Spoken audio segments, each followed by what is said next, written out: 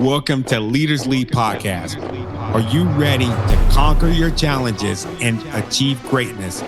Join us as we dive into inspirational stories of industry leaders who have overcome adversity and reached new heights. Get ready for electrifying insights and captivating conversations that will ignite your passions for success. This is your go-to show for empowerment, growth, and leadership. Buckle up. Leaders Lead Podcast is here to take you on a transformational ride. Hey, everybody. Welcome to Leaders Lead Podcast. I am super excited. Today, we are bringing Rasmus Holst, who is the CEO of Sensei. I'm really excited because if you don't know, hopefully you know already, I'm doing a good job of marketing this thing, but I am the owner of speakuniversity.org. That is an education platform. Right now, we have lessons on leadership, lessons on the biggest thing is communication. And I was looking at Rasmus' profile, and it shows that he is very successful in creating these learning platforms. So that's why I'm bringing him on the show, because not only do I want our program to help people, right? I want it to reach the masses, and I want it to be really good. And a lot of times I get stuck on the technology piece when it comes to this. So I am super excited to have the CEO of Sensei. And did I get this right? You took your company. We're going to get straight into it.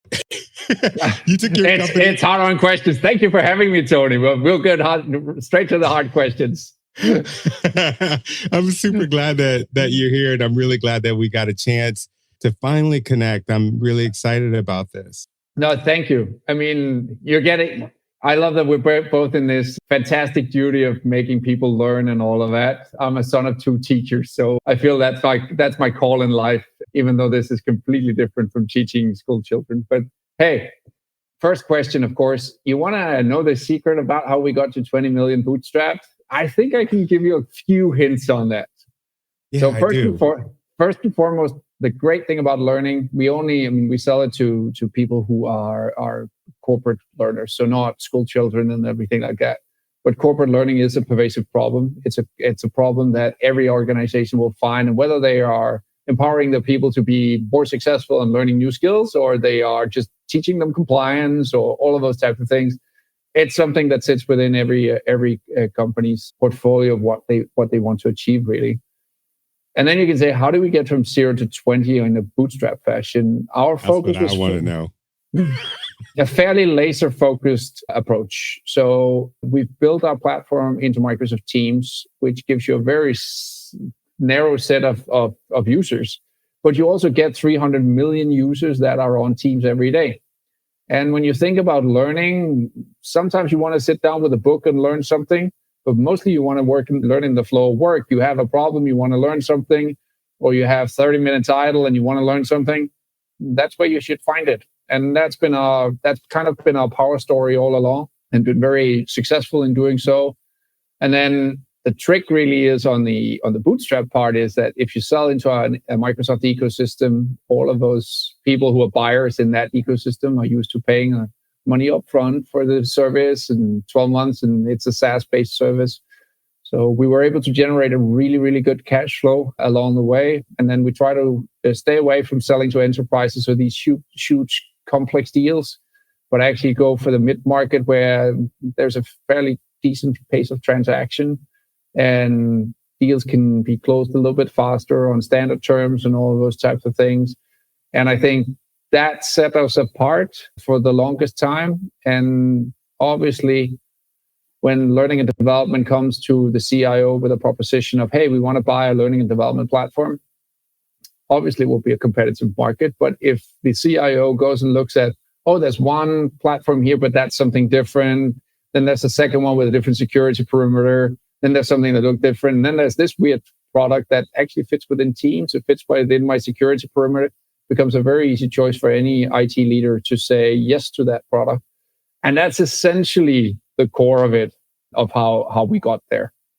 It also, I mean, the story, if you want to know, it also includes that our CTO, Freddie, went and told the board that he would rebuild an old SharePoint application straight into Teams and on Azure and make it cloud in 2016. And they gave him $7,000. He spent $70,000 doing it, but I'm not sure Sensei would be here today if it wasn't for Freddie. So thank you to Freddie for completely overrunning the mandate he got and helping us build an amazing and successful business. Wow. So this is what I'm gathering from that. You attach yourself to a platform that was already pretty much in use. And that's how you feel like you guys were able to blow up the way that you did. Did I get that correct? Very, very true. And then maybe if you want another little nugget on that is I am from Denmark. I'm born in Denmark. I've lived 14 years outside of Denmark during my life. But Denmark actually had the first unicorn we ever had in Denmark was a company called Navision. And they built an ERP system based on Microsoft 20 years ago. Ended up being sold to Microsoft for $2.5 billion. And it should be no surprise that my chairman is actually ex-Navision and my chief strategy officer is ex-Navision. So there is a little bit of a playbook as to how to make an ecosystem play with a fairly pervasive, because again, if you think about it, Navision was an ERP, everyone needs a finance system type of thing. So again, pervasive problem, ecosystem that you sell to, which is very coherent in terms of technology. Wow. So before you started Sensei, and I'm going to guess this isn't your first business that you've owned, correct? I'm not the founder, but I've been part of a lot of journeys throughout the year. The real founder story is that it's a dentist who created the first learning system for a library in Denmark. And that just hummed along for 14 years until Freddie gave it a complete boost and rebuilt the whole thing. So it's not my first. I've tried to build businesses where you create and this is what I take as a learning from this is we try to create more advanced technology product. The last one I was part of was a company called Wire. It was founded by Skype founder Janus Friis and Alan Durich. And technology-wise, amazing product, cryptography and everything like that. Amazing, absolutely. But difficult distribution because you end up selling that to very high-end organizations who need very secure applications and stuff like that. So the distribution was difficult. What you have with this is it may not have been the most sophisticated solution in the entire world, but the distribution model works. And I think that's a lesson, at least for founders, to pick up, is that many think about this technological, how can I build the most amazing product? And they look around and they go, oh, there are these and these and these leaders. How can I build something that is even more cool and more AI and more everything than that? And sometimes everyone forgets that if you have distribution, you actually have a superpower. I mean, everyone knows IKEA. It's not that they have the best furniture. It works, but they have great distribution. So when you say distribution, can you break that down for me a little bit, just for the listeners that are like, okay, what do you mean by distribution? Think about the barriers to sell. So if I show up with our Sensei product, I basically show up and say everything you've invested in. And by the way, I will also say if somebody comes up and says, I have Slack, I have Okta, I have Salesforce, I don't even want to talk to you. We have great competitors who've built phenomenal products. Talk to them. But if I show up, I will basically go, hey, my product fits exactly the slot you have for something like this, because you've already invested in Microsoft. Your entire business runs on Microsoft. And that means the buyer is ready for what you show up with. What then happens in addition is that to that ecosystem are a lot of distributors. So we can sell it ourselves, or you can have somebody else show up. And the world, while we think it's digital, there are still many people who show up at the doors of customers and sell them a Microsoft license or sell them something like it. So we're in 60 countries, and we only have offices in the US, in the UK, Germany, Denmark, and Australia, and then our development centers in Poland and Romania. but we're available in 60 countries through distributors. And that means we can use the distribution power that the Microsoft ecosystem gives us to be available in more countries where we don't have to put people on the ground.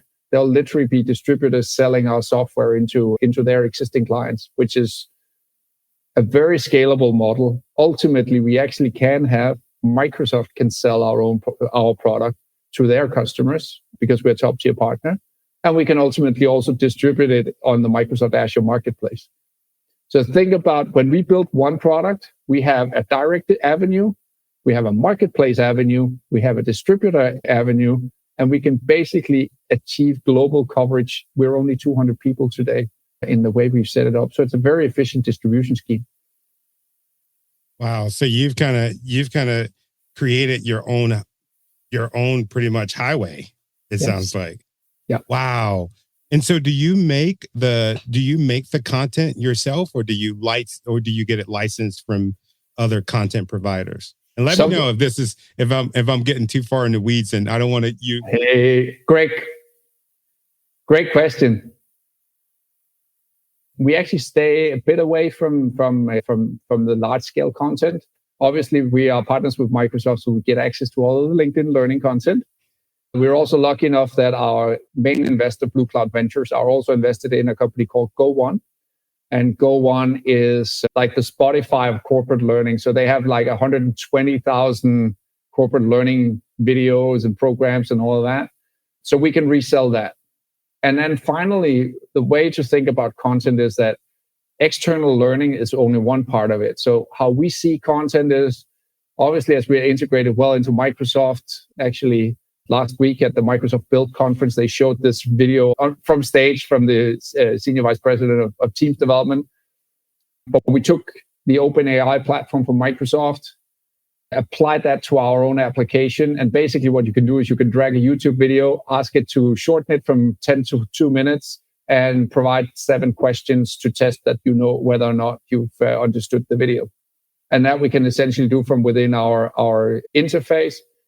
But that's not corporate learning on like, hey, I want to be able to be better at public speaking, or I want to be better at whatever. This is more for the policies that you have internally. Think about most companies, they will have your expense policy, your travel policy, your cybersecurity policy, harassment policy, diversity policy, you name it. Those are normally written in a document or PowerPoint presentation. Take that, throw it in there, do the quiz question. You've created content in no time. But we're not the whole create a movie that talks about how you become great at public speaking or chartered accountant or whatever you want to become. Yeah. So if a content provider was interested in getting inside of a distribution lane such as yours, how would they go about doing that?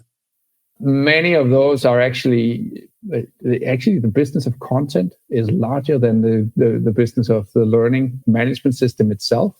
Wow.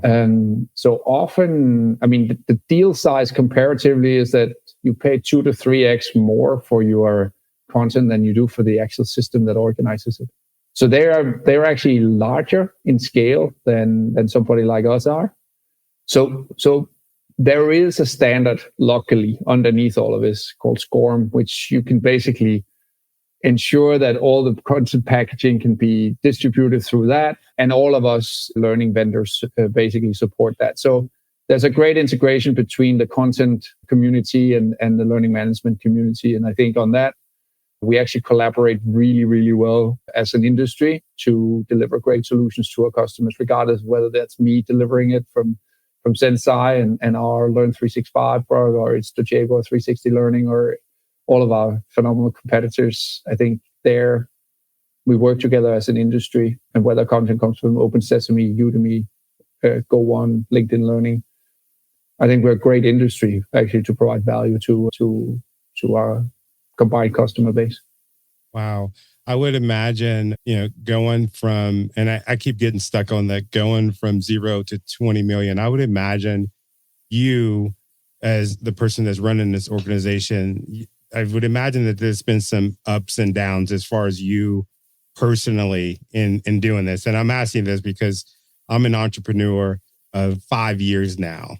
And oh my God, the ups and downs Woo. I mean, from my email crashing to losing all my content to accidentally emailing all of my freaking customers accidentally a couple years ago. Weird stuff, right? But then the personal stuff with family, with kids, and just, emotionally, like you yourself. Can you talk a little bit about that? That's a great question, because I think that's underestimated. I sometimes think that CEO and founders and startuppers and all that, we end up with two pictures. Like we end up with the Instagram picture or LinkedIn picture of, hey, we got funding, and then the ones who finalize it and we made an exit for hundreds of millions of dollars, right? And the journey in between there is just a tough one, like you say. And I'm lucky enough that for plus 25 years, I've been with my wife, and she's an amazing support in all of that. She sometimes has to listen to a lot of stuff that happens at the business. Luckily, she's educated, or she and I met at engineering studies, so she knows what I'm going through and all those types of things. So that's a great place to go back to and have that strength.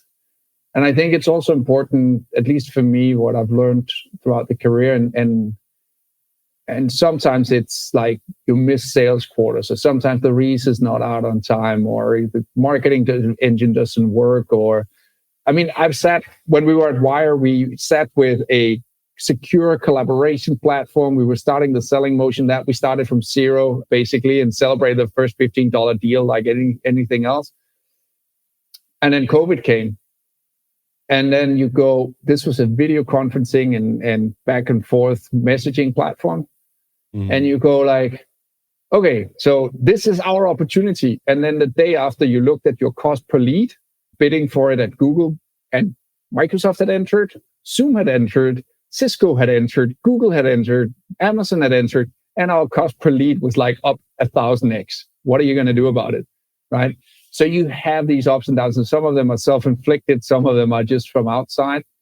And obviously, your family is a stronghold. I also think it's super important to build yourself an early network outside of the business, where you can find comfort in having tougher conversation and actually get pattern recognition. Because what you and I can bond over here is that we've probably tried some of the same things. Mm-hmm. I may have tried some things that you haven't encountered. You have probably encountered things that I haven't encountered, and you go, yeah, but I know the feeling, man. This is tough. And I think most people don't think about it. And I'm lucky enough here in Denmark, there are a number of young startups who come and ask me, hey, can I get your advice? And can we have a conversation about my business? And I think I can revolutionize the world and all of that. And can you help me get funding and those types of things? And they always go, yeah, but can you help me with all of this? And I go, look, what I'm here for is I'll give you all my 20 odd years of experience back, and you can use that. And then they will, hey, can you be an advisor to the business? And I go, no. But what I can be is the time when this goes horribly wrong and you are an alone CEO who feels like you're letting down your family, your team members, your everything, I'm there for you. And I will show up in 10 minutes time, and you can talk to me about what all of this is. And the weird thing is that most founders, they go like, no, I would rather just have you help me and right now and all of that. And the first time they call me and go, Rasmus, now I actually need the talk, because I thought startup life was like this, and now I figured out it's like this. Right. Yeah, I would imagine that there has been moments during your startup career where you've cried. Would that be an accurate statement? Yeah, 100%. 100%. And I think mostly you find out, or you also do it the other way around, right? Because the one thing I feel is most terrible actually is when you're not present when you're then at home. Mm. Because I think every leader will come take things home where it's more heavy. And sometimes we're reminded that the workplace also, there are also things happening to our colleagues which might affect you personally, right? And when that's so much, or the stress is so much that you take different things home, then you're a different person when you walk in the door. That's when I think it's tough. And those situations for sure are there, and they've been there in my life. And Yeah. Thanks for sharing that. I really appreciate that. And I'm sure the viewers and the listeners, they're going to appreciate you being so candid with that, because it happens, especially when you're building something and you're passionate about it. Like it happens. I mean, I've had those moments where I'm really elated about a project, and then all of a sudden, boom. Yeah. And I'm just like, oh, and I'm crying to my wife. And to your credit, one thing that's helped me as a founder is having somebody to step in and be like, hey, Tony, dude, it's not the end of the world. Let's regroup. We knew that this was going to happen. Let's go to the plan. Let's stick to the plan, which in my opinion is more beneficial than having somebody come and be an advisor, be on the advisory board. Because in my opinion, I think what a lot of founders do when they do that, it's more of a cop out than anything. Would you agree with that? 100%. And now over this many years, I mean, the way we deal with it here is we're lucky enough to have a super active little dog, and my wife and I will just go on 5-10 kilometer walks. And the one thing that happens with that is that if you walk for that long, you're walking more than an hour together. Silence is a bit awkward. You're almost like, you will walk along and you will talk about the things, and obviously then your kids are doing good or they're not doing good or they're all that, and you can talk about work. So we've just institutionalized that. That's a thing we do, and it's a good way to make sure you have time enough together. You get a little bit of exercise and allow yourself to have those moments. And I think sometimes when we talk all of this mental health and stuff like that, sometimes it's actually it's not about a system or an application or something. It's actually finding somebody who cares to walk for an hour with you and listen to you and give you their opinion, and that you are open to listening to that. Because think about this, I don't know how you feel. I can deal with money and, hey, money's up and down and all of that type of thing, but mostly problems with people get to me, and I can feel that that's tougher. And everyone around you can relate to people. Yeah. Oh, that's so good. So, that is so good, man. You made my heart freaking smile when you said that. I thought back of those moments that I was telling you about, the hard moments when starting a business, and my wife is like, let's go for a walk. We go for a walk, or we go for a bike ride or a hike. And then all of a sudden, an hour in, 20 minutes in, I'm like, I got it. Yeah. Or she has a solution to the problem. So that is so beneficial, just, absorbing the people around you and using outdoors to help you heal in that moment, I think is really important. I was curious about the financing and the funding scenarios. So I read that you navigated both private equity and venture capital funding. And I was curious about the dynamics between the two, and which one did you prefer? I think it's difficult to say which one you prefer because they come at different stages in your journey, right? I've been fortunate enough to work with both Warburg Pincus and Carlyle at the high end of private equity. We were able to exit a business for $750 million. And that was a Warburg Pincus owned company called MAC to a Carlyle-based company called Cineverse. When you work with private equity, know that they have a playbook, know that they know exactly what they want to do. It's larger businesses. It's a game of managing costs and revenue for sure. VC is becoming more like managing both as well. But private equity certainly has a sense of, there's a sense of direction. They know exactly what they want. And you have to be able to live in that. It's like operating in a publicly traded company almost. And it gives less freedoms for you as a leader to make decisions. But it also, in hindsight, teaches you a lot of best practices, because there is this thing about private equity that they will absorb so much knowledge over the course of how they operate businesses, and that it's worth listening to, and you will learn a lot. Venture capital, of course, is faster growing. And the one thing you have to, it's tapered off a bit, but if we take 2021 and remember that venture capital is designed to accelerate as quickly as you can. And now we talked about these dire moments as an executive, right? And try to have taken venture capital and you basically build deliberately a runway of, hey, we're accelerating growth, and then we need to, at this point, have a new funding round. And I can tell you the stress of looking at your burn rate and then going, I need a fundraise in August. And you're going, are the numbers looking great? And you can be certain that when you are an executive or an executive team, as soon as you start the fundraise, you take the eye off the ball of running the business in a daily manner. And that whole game, I think, is underestimated, that especially pre-2021, you built very accelerated burn rates to grow the top line very, very quickly. And you have to be able to stomach that, hey, there is an end date on this whole thing, and that you need to hit your metrics or you need to raise funding in a not so great environment. And by the time you get to that, all of your investors will be, if you miss the numbers and then have to fundraise early, they will be upset with you. And then you have a boardroom to fight with and people in the team that are going, what is happening? So I think you have a stability in private equity, but you also have an optimism and a drive and a grow and all of that in venture capital that provides a different energy on a daily basis.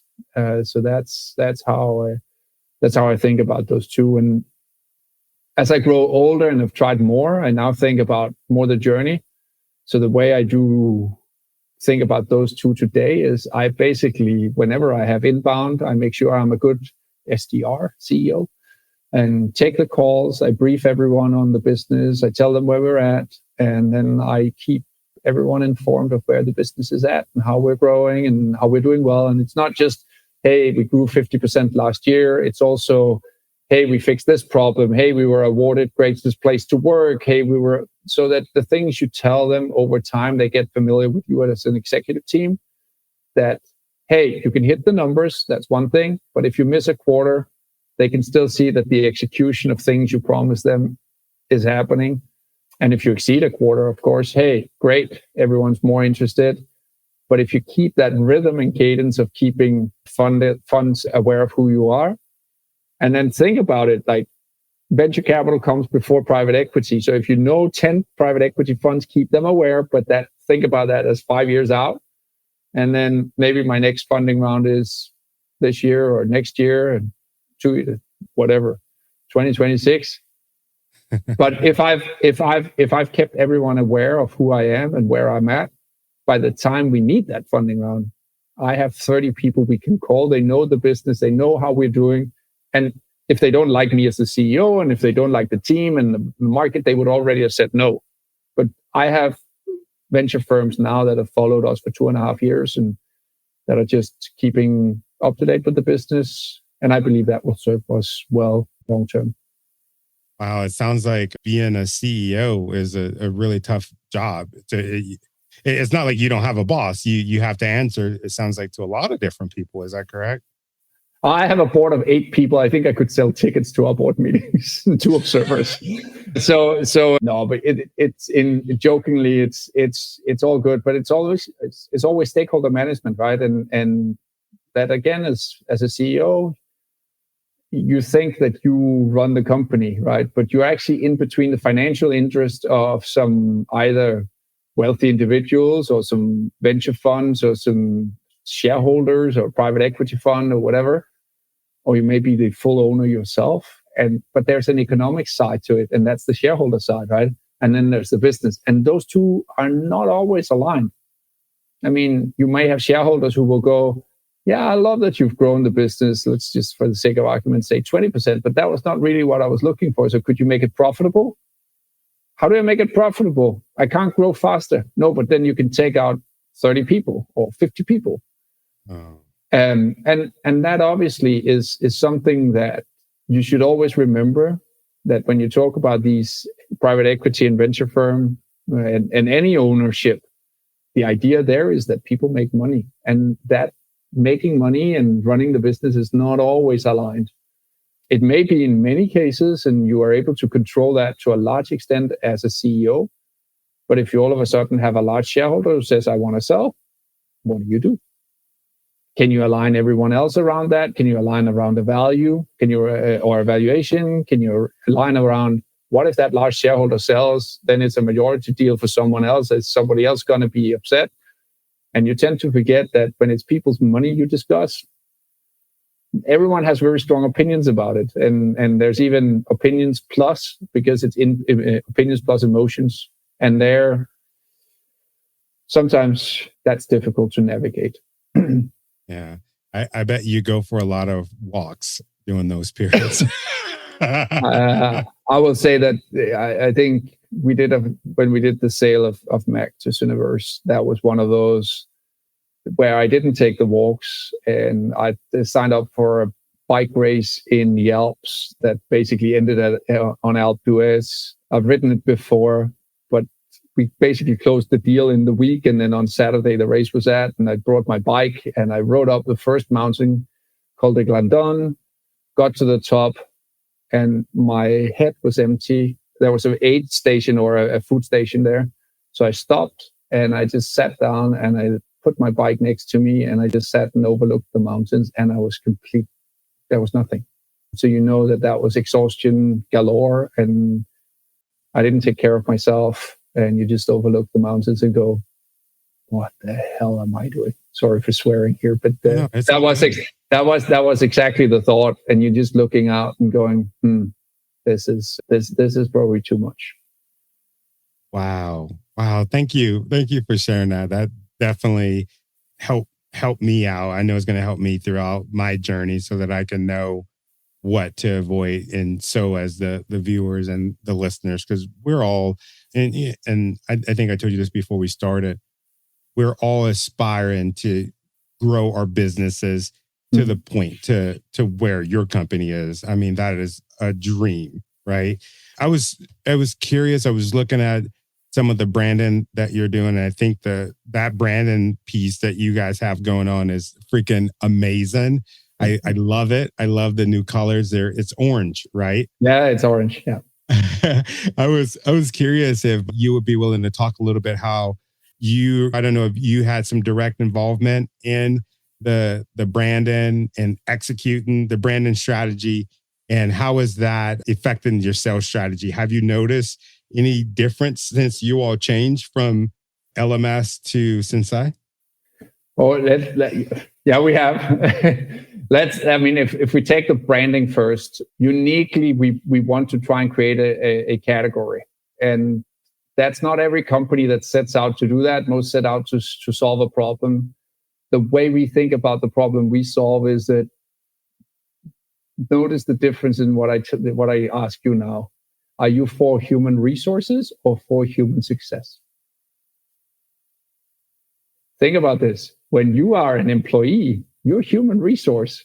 Yeah. Why are we not? And if you ran a SaaS business, you would actually, if I was your customer, you would say, I have customer success taking care of you, Rasmus. But if I'm your employee, I'm a human resource. What's the point in that? Like, why are you not invested in my success as an individual? So I'm lucky enough to have a guy called Robin Daniels on the team. He's uniquely been part of creating categories 3 times. He was early days Box and created the collaboration suite thought, and his early days Salesforce, part of creating CRM and CMO at WeWork. So he's done that 3 times, and that's unicorns. I don't know of many people. I actually don't know of any people who've been part of that 3 times. And so obviously when you have somebody like that on the team, he will push you to say, we can do this. We can create a new category, which is human success, and actually start to talk about how we create success for the people in the team and how they will then create success for the business, rather than the business will be successful, whoever is there, right? So that's part 1. And for that, we needed to elevate the way we talk about the business, because we uniquely think that human success is about engaging, it's performing, and it's learning. So we couldn't just be an LMS, because that is Learning Management System 365. That is exactly a tomatoes in a can. It says tomato in a can on the front, because that's what it is. It's an LMS system that sits in 365 from Microsoft. So then we went about thinking, what would be a great elevated name for that? And I should pull in our CMO, Mette Olsen. She was part of designing the first brand, because we updated the brand twice. First, the visuals, and the visuals was Meta's work, and essentially won a Red Dot Award last year. So we were super proud of that, and we wanted it to be human. We wanted it to be organic. We wanted it to emphasize the fact that we were all about people rather than systems. And when the car equivalent winner of the Red Dot Award was the Ferrari Purosangue, we're not a too shabby company. So Meta started that. Obviously, I was involved in that. And I still remember how we got this over the line, because Meta and another young talent we have called Emma made this together with our branding agency, essentially. And then I remember receiving this with very vibrant people, very vibrant color and all that. And I had to send it to my chairman, who is an outstanding person. He's slightly older than me, but I love him as a chairman, and he will provide, similar to, he and I talk very often, and sometimes we have a super good collaboration. But I sent him this, and he looked at it and went, "Isn't this very, very modern? And all the right opinions and stuff like that? Are we sure this is us?" Remember, we came from a very green, we looked like an IT company from some far outskirts place. So I sent this to him, and he went like, "This seems like, are you sure?" I'm then lucky enough that I talk to my chairman so much that I also know his daughters, because they're often with him in the car, and they are late teenagers. So I went, "Lars, take the presentation of our new brand and take it to your daughters and hear what they say." Mm-hmm. And he did that. And his two daughters went like, "This is amazing. This is exactly what you should be doing." And my chairman called me back and went, "That's what we're doing." So then we changed the visual identity, and we didn't have to change that for the brand name, but we needed the brand name to elevate one more time so that we could say something that is a name, the Human Success Company. And then as we thought about it, the components that went into Sensei, obviously it's a play on the Japanese word Sensei, mm-hmm. which means mastery and master, and is one thing that you can't call yourself. I can uniquely call you a Sensei because you would be my teacher, or and I would look up to you and your skills. And it would signify that you have mastery of something. The other part that we did was that we spelled it with a C. So we obviously bought into the Zen and the calm, but it's also a slight homage to another Danish company called Zendesk, who was part of creating the category for customer success. Wow, so we will create that. We will create, there's Gainsight and Zendesk that basically created that category. So it's a little bit of an homage. We know Mikkel, who was the founder, Alexander and Morten. We know those guys. So it's a little bit of an homage to that, but mostly it's calm. And then the AI at the end, but mostly it's actually Sai, which is the Italian word for knowledge, or in Italian. So it's essentially mastery, it is calm, and it's knowledge, all baked into one. Wow. Yeah, I always get so jealous of those companies that do what y'all do, where they have this like one word, but it means so much, and it captures exactly who you are, where you've been, and especially details where you're going. I think that is freaking beautiful. So bravo to whoever does your branding. It sounds like it was a collective. Ed and Robin are just spectacular, but there were lots of people involved in it. And the one word I actually love about this is mastery. Because if you think about this, I'm a CEO. Maybe I have mastery in the trade of CEO. But you know what mastery means? It just means there's one more level. You're never at complete mastery of something. There's always one more. There's always something you can do more, right? And whenever you look up to somebody, you find out that then you get to that level, and then there's something more. And that's why I love that word. Wow, you just kind of changed my brain around, because the way that I looked at mastery was, I don't know if consciously I looked at it like this, but almost as perfection, or at the end of it. But what you're saying is just for that level. Yeah, it's always that. There's always another level, right? Why does that? I mean, we can take any athlete, but why would a Roger Federer or Michael Jordan or Tom Brady, why do they go back and train? Because mastery, they are the best in their field, but they still go back and train because mastery is where they're at, and then there's something more. Wow, that makes a lot of sense. That helps me out greatly with this concept that I've been fighting for a while. I help people with their fear of public speaking. Yeah. And I love that word mastery. And that's one word that I've been using. I help them master their fear of public speaking. Right. And I just been thinking about that word mastery. And it's just like, I've been thinking perfection. But what you're saying is really changing the way that I look at it. I love that word, and I'm going to continue to use it because I would be happy if you do. Okay, I love that. Okay, thank you, man. This is good, man. I'm getting some good information. Just something on a very practical advice, because you asked about the sales cycle and all of that. Note that when you change your brand, when you change all of that, don't expect your marketing SQLs and all of that to just continue to fly up. You basically take a dip and you need to believe that it will come back up. So just for anyone who is changing their brand, be very cognizant of the fact that it will have an impact on how you generate leads, because just at the moment where you change over, Google still thinks you're LMS 365, maybe you're Sensei, all of the backlinks may not be there, all of those type of things. So think about that. That's just very practical advice, has nothing to do with the brand story and all of that. But whenever you see the brand and you go, I'm going to change this, there's a little bit of a legal hurdle, and then there's a little bit of a marketing hurdle, and then you're off to the races. That makes sense. That makes me think about my LinkedIn profile. I would say maybe before I started my company, I was, posting the stuff that I cared about. I was still working my corporate job. I was in the military, so I would post stuff about the military.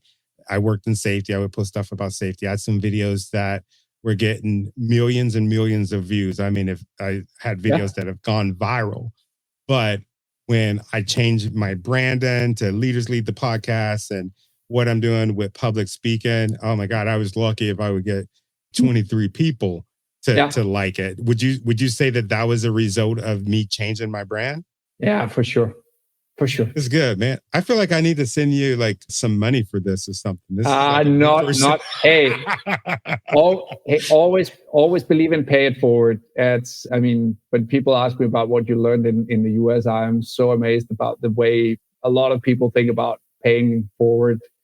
It's not ingrained in the Danish culture. And it's one of those things that you learn moving around the globe, that pay it forward pays off in a lot of different ways. And I wouldn't be here today if people hadn't either believed in me or paid things forward to me. So obviously that's always a thing, and help people out. That's the least you can do. It's free. Wow. Thank you. I appreciate that. I just have a couple more questions. You still have some time for us, right? For sure. I appreciate that. Regarding team management, I was when I was doing some research on you and said that you have teams across 14 different countries. Yeah. I have some folks in Portland, some folks in San Francisco, but not like in different countries. How the heck do you manage teams like all across the globe like that? There's a little secret to all of this as well, which is at one point in my career, I had probably 90% of the world's mobile roaming traffic going through a company that I work for, and I managed that line of business, which means I've had not only managed teams in 14 different countries, but I've basically had customers in every possible country in the world, except North Korea, which is the only country that doesn't have roaming. It used to be Myanmar as well, but other than that, you can take your phone, you can land in Afghanistan or in Kazakhstan or in Nigeria, and the phone will work. And that was enabled by the company I worked for, both Mac and Cineverse at that time. So not only have I had to manage teams across 14 countries, but also meet and negotiate with people in more or less any country. It means I've been to 100 countries in my life. And I think it's a long story. It starts with being humble. It starts with being very aware that something that works in Denmark, where you have a very low power distance, so from employee to leaders, you will have the janitor just walk up to you and say, there's something wrong with the company. And that's okay in Denmark. But if you try that in certain other cultures, that's not going to work the same. And you have to think about that as a leader also in how you communicate and whether you communicate very precisely or very softly. I've had people where I've asked them, hey, where do you want to go in your career? And they thought I was basically about to fire them because it was like, hey, just tell me I'm doing a good job. That's all I need to know. So I think it starts with that. And then weirdly, I had a subject in my engineering studies that was called Marketing Across Cultures. And there was a Dutch, I think he is, anthropologist called Geert Hofstede, who wrote a book on cultural differences, basically on 5 parameters. Mm-hmm. And I thought the teacher was not fantastically great. And I thought I would never use that subject. So it was one of those where you go, oh, what am I doing here? It's the one thing I've used the most because trying to just understand, is it a feminine or masculine society? Is it a high power distance, low power distance? Do they have short-term focus or long-term focus? You can almost figure out what the at least the spirit of the people will be as you meet them. And then obviously you can't just judge the book on its cover. You then have to, but it gives you a good sense of who you're meeting and what culture you're in and how you should adapt. What country would you say that you've worked with that you had to learn the most before working with them? And maybe you didn't do a good job. Japan would be one. I think that's one where you really need to be understanding that. I work with a lot of the former Soviet states, which is also a different culture because of their heritage and how they came. You need to really find your balance between being very stern and still finding a way to negotiate. There's been a lot of different experiences, but I always say about this industry, think about this. It's part of the best of humanity because every country in the world figures out how to roam with each other. And underneath that, there are people, flesh and blood, of different race, different religion, different views on worlds, different political views. You can take them all and they're all there. And yet they find a way to find a price agreement, a technology agreement, that when you switch on your phone in whatever country you want to go to, it works. And that's those people. And it's a very small community. But I think the beauty of that is how they figure out to do that across every possible boundary not a boundary, every possible differences, I should say, that humanity and the world presents. Wow. Something else that I was thinking about as far as like, how do you balance, we talked about you balancing all the people in all the different countries. How do you balance family when it comes to that? Because I see this, I have 2 kids living at home. And like I said, San Francisco, Portland, that's like all the different people that I'm working with right now. How the heck do you manage your family versus all of the people in all of those different countries? You asked me about whether I shed a tear. My oldest daughter at 21 moved out on last weekend. So that was definitely a dad moment for sure. But other than that, the family is apart from my wife. Obviously, it's a 21-year-old daughter now and an 18-year-old son. And they've been traveling with us. So they've been abroad for my son's part, the majority of his life. He's obviously been exposed to a great culture in Luxembourg, great culture in the Bay Area, and then coming back to Denmark. This is a difficult one to answer because you will find I resigned from a job in Oracle at one point when my kids were very, very young. We were lucky enough to sell a large service delivery platform, which was great at that time. It was when mobile operators thought they would be selling content and all of that. We managed to sell that to Telenor Group in Norway, the world's 9th largest operator group at the time. Everyone in Oracle were excited, and that was me and a couple of other guys, and we were just flown around the world. And I think I had like 200 travel days in a year. And we just went like, this is not gonna. I loved the job. I loved the way we were doing stuff and all that, but it was just not sustainable. And you need to, again, you need to make that decision. We could also have said, hey, we just drive a career and that's what it takes. But I don't think that's what it takes. And then I always hope, and I can hear from my kids that I hope that they always take the best from every place and not remiss about the things they miss from every place. There are great things about living in Denmark. There are great things about living in Luxembourg. There are great things about living in the US. And if you can take the best away from it and not remember that, oh, the way this was better in the last place I lived and this was better, you're well off. And then I'm just super proud that my daughter will come back and go like, hey, is there any chance you know anyone in the Bay Area? Because if I do an internship, I would love to do it there. And you go, as a dad, you go, thank you. You see the world as your place to live and not confined to Copenhagen or Denmark or anything like that. And that's my daughter. And my son just goes, I would love a job like you, Dad. And then I go, are you sure? And he goes, yeah, because at one point in your career, you had this friend called James, and James worked for MasterCard, and James was able to get me into Champions League final. So the big soccer tournament here in Europe. Uh-huh. So when I asked him, do you want my job or a friend called James? He wanted a friend called James. Wow, that is so cool. No, but again, it's, and here's the thing. So James Dolores, fantastic friend. He's ranked fairly high up in MasterCard, and he was part of the department that actually sponsored the Champions League. And you find that again, people are just amazing people, because then I have my son, and he said, I want to speak to James, and he was a bit younger at that time, and he calls James up, and James is a massive Arsenal fan, and he just goes, hey, Hjalte, how are you doing? I'll make sure you have an Arsenal jersey, and don't worry, and all that. He was too young to get into Champions League finals and stuff like that. But James reached out, and this is paid forward. I know that my son Hjalte will remember that forever, and he still knows who James is. And I still think that his ultimate career goal is just to have a friend called James. Oh, that's so beautiful. That's awesome. I was curious, some of your own failures, like what failures have shaped who you are and your trajectory as far as to where you're going? Like, can you think of something like right off that you just like, yeah, it was that one?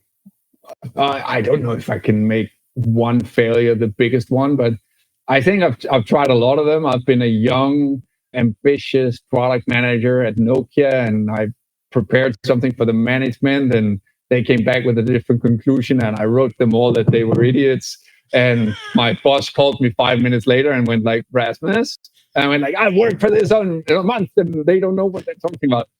So basically, that was the lesson of try to be calm. You don't have to rush that. But I think the biggest one is that I often say is maybe the pivotal moment is when I'm a great product guy, but that was my first part of my career was in product management and all that. And at some point in my career, somebody steps up and says to me, Rasmus, hey man, you don't know what you're talking about. And I go, I am absolutely great at being a product manager. No, you're not. You've never been out selling. So whenever you say that the business case is I can sell 1 million or 1,000 or $2 trillion worth of this, you never know how hard this is. And they basically asked me to go and do sales for 6 months. And I go like, and on top of that, a very stern French CEO. And basically you are pulled in to do the sales review the week after on the Tuesday. And you make all the rookie mistakes of a sales leader. How much are you going to sell? Exactly what my budget is. Okay, try and substantiate that. And if you're a sales leader, you know how you can tear apart any forecast if you want to. So I got the full scolding, and he just sent me back and went, you can show up again on Thursday. And I went like, and obviously it didn't stack up, and I couldn't meet the quota. And it was like, what am I doing here, right? And why am I being tested this way? I will then say, so is that a failure? I don't know. But it was a failure for me to not realize what I didn't know. And somebody showed me. And I think that's maybe the lesson that we all, if we grow up in one subject or one subject matter expert or whatever, if you're in sales or if you're in the human success department or in the finance or all that, make sure you try one of the other ones, and especially make sure that you try sales or at least be close to sales at some point in your life, because that is a different breed. It's a different numbers game. It's a different emotional feeling when you know you can't make it. You feel you're letting the team down. You're like the goal scorer at the top, and you feel like the team is playing great, and you're hearing everyone's doing great, and we built this new product, and we're winning, and we're doing all of this, and you go, I haven't scored a goal yet. Am I not really on the team? And I think you never really understand how much weight you carry on your shoulders until you've tried it, or at least been very close to it. That's at least the lesson for me. And I can only be super thankful for somebody telling me that lesson. I think it's made me a better CEO later in life. I think it's made me a better leader later in life. And while this was product to sales, I think that same chasm exists with many other disciplines. I'm not always sure finance understands how difficult sales is because it all works out in the spreadsheet. I think that would be my number one lesson that I didn't realize myself, but somebody realized on behalf of me, and I'm very thankful. Yeah, no. To your point with that, with my business, creating it has been beautiful. I really love being creative. I really love bringing other people in to help me build this thing. But then when it comes to selling it, you're right. That's a whole nother ball game, right? Because I have these expectations as a creator, but then when I get into the salesperson mode, it's like, oh my God, I should have thought about this like way before when I was doing the creation of that thing. So yeah, thank you for saying that. I think that right there is going to help so many different people start figuring out what are the hats that you need to wear so that you can fully understand your business. That is so good.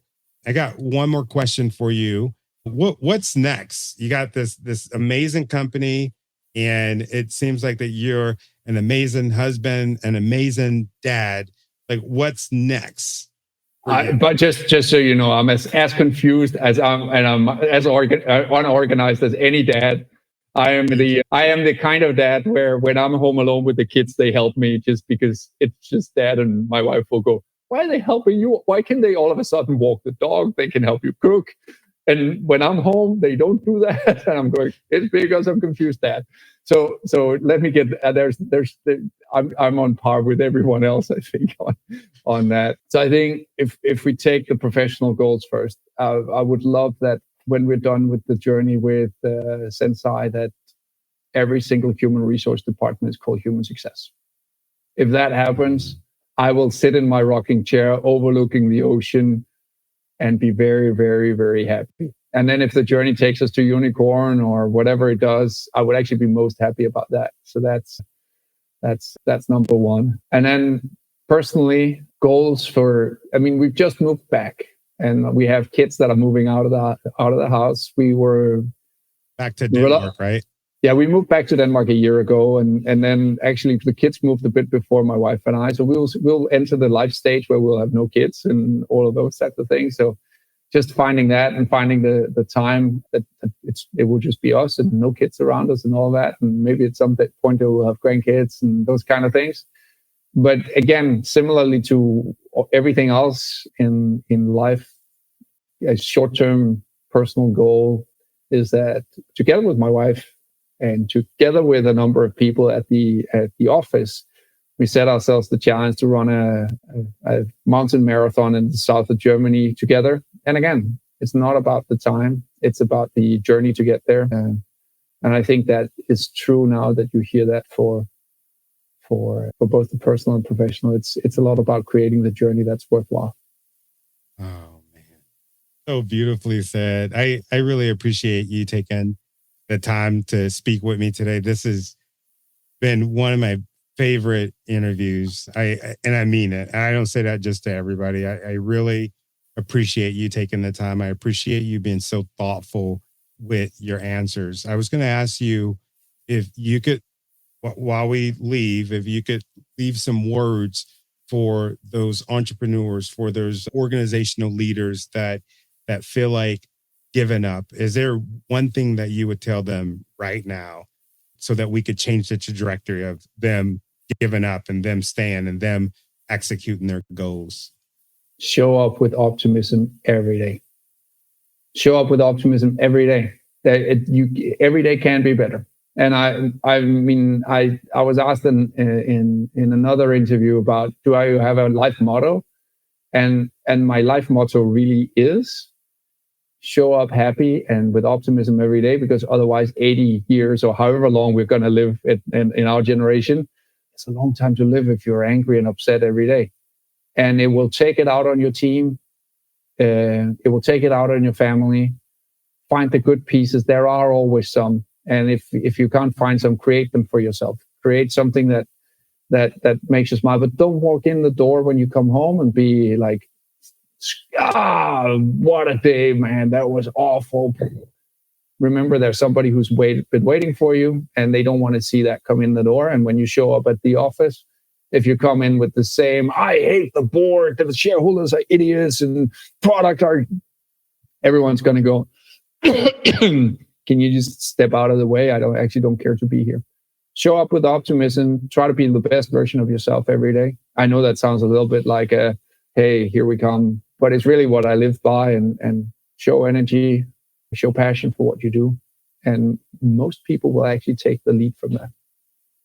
Oh, that's beautiful. And I'm going to close at that. Thank you so much. I really, really, really appreciate it.